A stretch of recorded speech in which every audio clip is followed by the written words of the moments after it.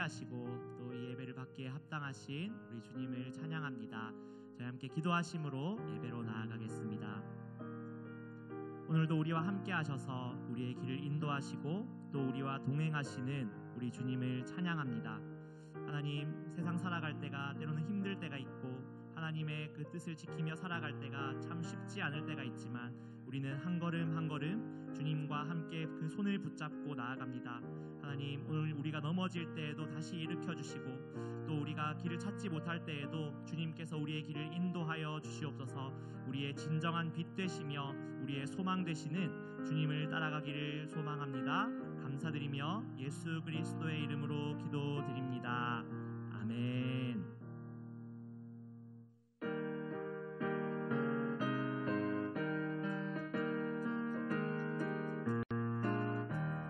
주와 같이 길 가는 것 즐거운 일 아닌가. 우리 주님 걸어가신 발자취를 밟겠네. 한 걸음 한 걸음 주 예수와 함께 날마다 날마다 우리 걸어가리. 어린아이 같은 우리 미련하고 약하나 주의 손에 이끌리어 생명길로 가겠네. 한 걸음 한 걸음 주 예수와 함께 날마다 날마다 우리 걸어가리. 꽃이 피든 들판이나 험한 골짜기라도 주가 인도하는 대로 주와 같이 가겠네. 한 걸음 한 걸음 주 예수와 함께 날마다 날마다 우리 걸어가리.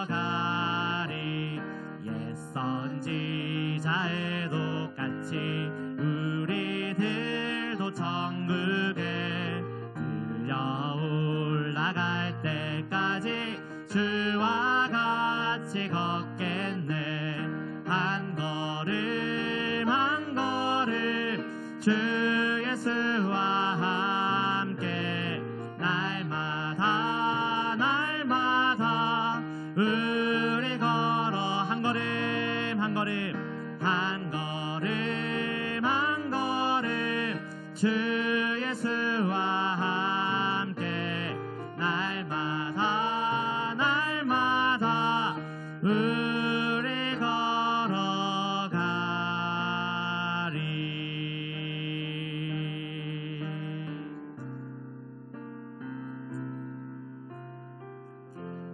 세상은 들리고 사람들은 변하여도 나는 주를 섬기리.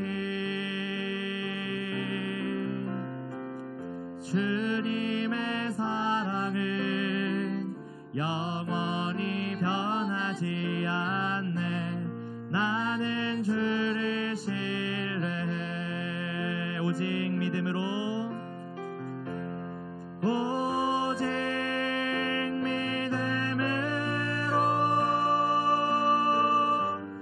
믿음으로 내가 살리라. 오직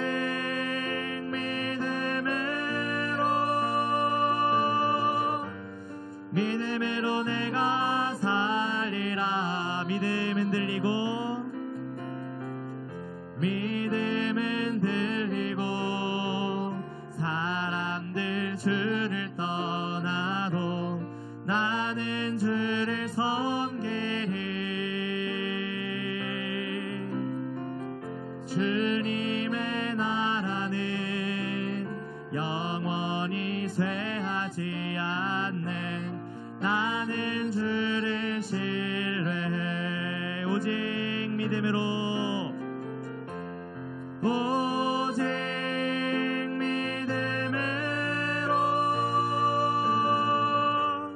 믿음으로 내가 살리라. 오직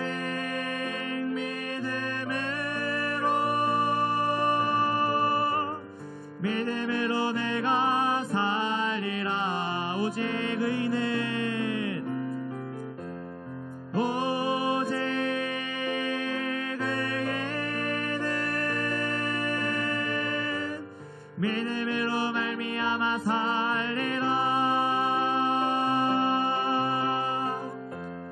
오직 의인은 믿음으로 말미암아 살리라.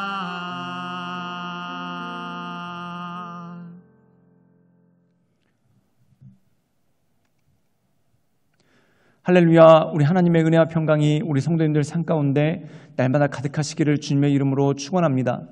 어떤 분들은 구약 성경을 읽으면서 이러한 의문을 품습니다. 그것이 무엇이냐면 결국 구약 성경은 이스라엘의 역사인데 대한민국에 살고 있는 우리가 이스라엘의 역사에 대해서 알면 무슨 소용인가? 아무 상관도 없는 것 아닌가라는 그러한 생각을 종종 할 때가 있습니다. 그런데 이 구약의 역사는 이스라엘 민족들을 대상으로 하지만 이 이스라엘 민족들은 하나의 상징, 즉 하나의 샘플이라는 것입니다.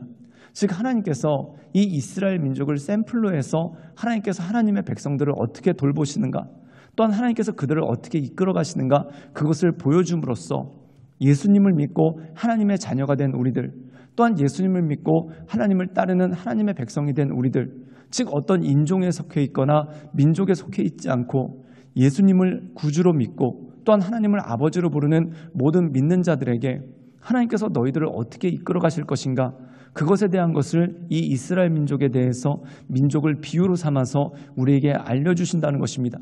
그렇다면 주님께서 이스라엘 민족을 통해서 우리에게 알려주시는 하나님의 백성의 삶은 무엇입니까? 때때로 많은 시련도 있고 고난도 있다는 겁니다. 그런데 그 시련과 고난 앞에 쓰러지는 것이 아니라 오히려 주님의 돌보심으로 인해서 더 흥왕해지고 강성해지는 그 모습이 그 가운데 있다라는 거죠. 사랑하는 여러분, 신앙이 없는 사람들은 여러 가지 시련과 아픔이 있었을 때 이제 내가 끝났나 보구나, 또한 이제 내가 정말 끝인가 보구나 라고 절망할 때가 있습니다. 그런데 믿음의 사람들은 소망이 있죠. 즉 이게 끝이 아니라 이 모든 것들을 통해 하나님의 역사가 있을 것이다. 즉 다시 말해서 강철을 풀무에 넣어서, 강철을 용광로에 넣어서 불에 태우고 없애는 것 같지만 사랑하는 여러분, 강철은 불에 탄다고 없어지지 않습니다. 그럼 어떻게 됩니까? 그 안에 있는 불순물이 빠지고 더 단단하게 정제되어 나오는, 단련되어 나오는 그 모습이 있죠. 즉 환난과 시련이 우리 가운데 있지만 우리가 기도함으로써 주 앞에 엎드릴 때 우리가 연약해지고 소멸되는 것이 아니라 오히려 더 단단한 모습으로, 더 정제된 모습으로 하나님의 은혜 가운데 나갈 수 있는 능력이 그 가운데 있는 것 아니겠습니까? 그러므로 사랑하는 여러분, 우리를 이끌어 주시고 또한 우리를 새롭게 하시는 그 주님을 바라보며 주님의 인도하신 가운데 날마다 승리하며 나가시는 우리 모든 성도들 되시기를 주님의 이름으로 축원합니다. 스가랴 14장 1절에서 8절까지의 말씀입니다. 여호와의 날이 이르리라. 그날에 내 재물이 약탈되어 내 가운데서 나누이리라. 내가 이방 나라들을 모아 예루살렘과 싸우게 하리니 성읍이 함락되며 가옥이 약탈되며 부녀가 욕을 당하며 성읍 백성이 절반이나 사로잡혀 가려니와 남은 백성은 성읍에서 끊어지지 아니하리라. 그때 여호와께서 나가사 그 이방 나라들을 치시되 이왕의 전쟁 날에 싸운 것 같이 하시리라. 그날에 그의 발이 예루살렘 앞 곧 동쪽 감람산에 서실 것이요 감람산은 그 한가운데가 동서로 갈라져 매우 큰 골짜기가 되어서 산 절반은 북으로 절반은 남으로 옮기고 그 산 골짜기는 아셀까지 이를지라. 너희가 그 산 골짜기로 도망하되 유다왕 우시야 때에 치진을 피하여 도망하던 것 같이 하리라. 나의 하나님 여호와께서 임하실 것이요 모든 거룩한 자들이 주와 함께 하리라. 그날에는 빛이 없겠고 광명한 것들이 떠날 것이라. 여호와께서 아시는 한 날이 있으리니 낮도 아니요 밤도 아니라 어두워 갈 때 빛이 있으리로다. 그날에 생수가 예루살렘에서 솟아나서 절반은 동해로 절반은 서해로 흐를 것이라. 여름에도 겨울에도 그러하리라. 오늘 말씀 가운데 보면은 예루살렘에 침입해오는 또한 하나님의 백성들을 공격하는 그러한 이방인들에 대한 언급이 있습니다. 강대한 적들이 예루살렘을 에워싸고 또한 강대한 적들이 하나님의 백성들을 치게 될 것이라는 겁니다. 그리고 더 나아가서 우리가 예수님을 믿을 때 우리가 환난 가운데 있을 때가 있고 강대한 적들이 우리를 쓰러뜨리려고 할 때가 참 많다라는 거예요. 그렇다면 그 강대한 적들한테 우리는 쓰러지는가? 그 강대한 적들 앞에서 우리는 넘어지는가? 그렇지 않다는 것이죠. 우리 함께 스가랴 14장 3절의 말씀을 읽도록 하겠습니다. 제가 읽겠습니다. 그때 여호와께서 나가사 그 이방 나라들을 치시되 이왕의 전쟁 날에 싸운 것 같이 하시리라. 오늘 말씀 가운데 보면은 하나님의 백성들이 이방 민족들한테 또한 하나님의 백성들이 강대한 세력에게 공격을 받을 때 패배하고 쓰러지고 모두가 죽을 것 같지만 어떤 일이 나는가? 하나님께서 일어나신다는 겁니다. 즉 하나님께서 나가사 그들을 치시고 그들을 물리치시고 하나님께서 하나님의 백성들을 세우시고 하나님의 백성들을 온전케 하시는 능력이 그 가운데 있는 것이죠. 사랑하는 여러분, 우리가 출애굽기에 보면은 이스라엘 백성들이 이집트를 탈출합니다. 그런데 그들에게 한 가지 사건이 일어납니다. 그게 뭐냐면 홍해바다 쪽을 향해서 가는데 앞은 홍해바다가 가로막고 있고 뒤에서 강대한 이집트의 병거들, 전차들이 쫓아오고 있죠. 어떻게 되겠습니까? 죽을 수밖에 없는 거예요. 그런데 하나님께서 거기서 그들을 위해서 일을 하십니다. 홍해바다를 갈라지게 하시고 또한 이스라엘 백성들이 홍해바다를 건너서 모두 구원을 받게 되는 그러한 역사가 있죠.